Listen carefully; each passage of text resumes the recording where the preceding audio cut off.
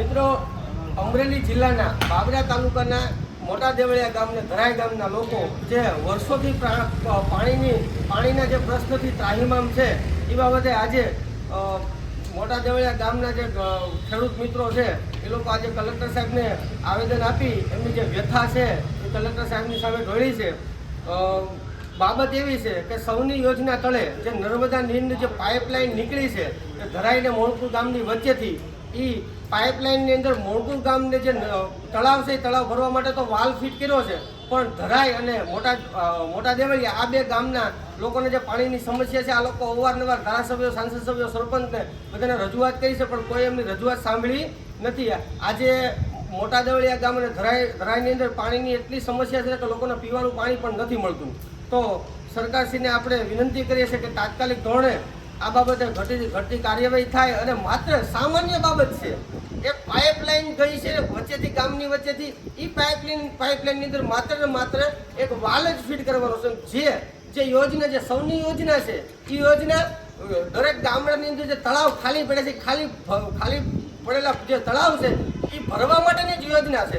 તો દરેક ગામડાની અંદર આ યોજના તળે લાભ આપવામાં આવે છે, તો મોટા દેવળી અને ધરાઈ ગામના લોકોને કેમ નહીં? એટલે આપણી ભેગા જે ખેડૂત મિત્રો છે એ બે શબ્દ બોલશે. મોટા દેવળિયા ગામ છેલ્લા 4-5 વર્ષથી અમે સરકારને રજૂઆત કરી હતી પાણી માટે. બહાર મૂકો પણ કોઈ જવાબ આપતું નથી. અમારું ગામ બાબરા તાલુકાનું મોટું ગામ છે, પાણીની ભયંકર પરિસ્થિતિ. સરકાર છે અમારી વિનંતી છે કે તાત્કાલિક આ અમારો મુદ્દો સોલ્વ.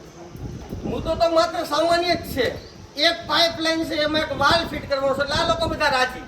હવે જે મૂળભૂત પાણીની જરૂરિયાત, પાણી વગર લોકો મરે, અને ઘણા લોકો એવું કહે છે કે જંગલ વિસ્તાર 200 થી 250 એકર જેવો છે, તો ત્યાં પશુ પક્ષી અઢળક મરે છે. એક ભાઈ તો એમ કહે છે કે સવારમાં 2 ગાયને હું દાંતીને આવ્યો.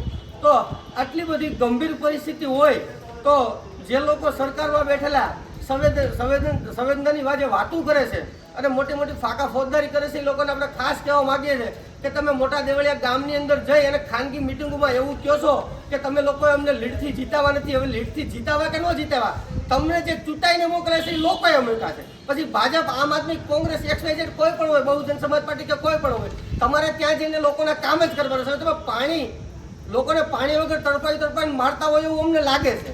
એટલે આપણે અહીંના જે કૌશિકભાઈ વેકરિયા જે ધારાસભ્ય છે ને હાલ જે ઉર્જા મંત્રી છે એમને ખાસ કહેવા માગીએ છીએ કે આ લોકો જે પાણી માટે જે વલખા મારે છે ને એ વલખા મારતા બંધ થાય અને લોકોને તાત્કાલિક ધોરણે અઠવાડિયાની અંદર પાણીની સુવિધા જે પૂરી પડે અને જેના તળાવ છે તળાવ ભરવામાં આવે.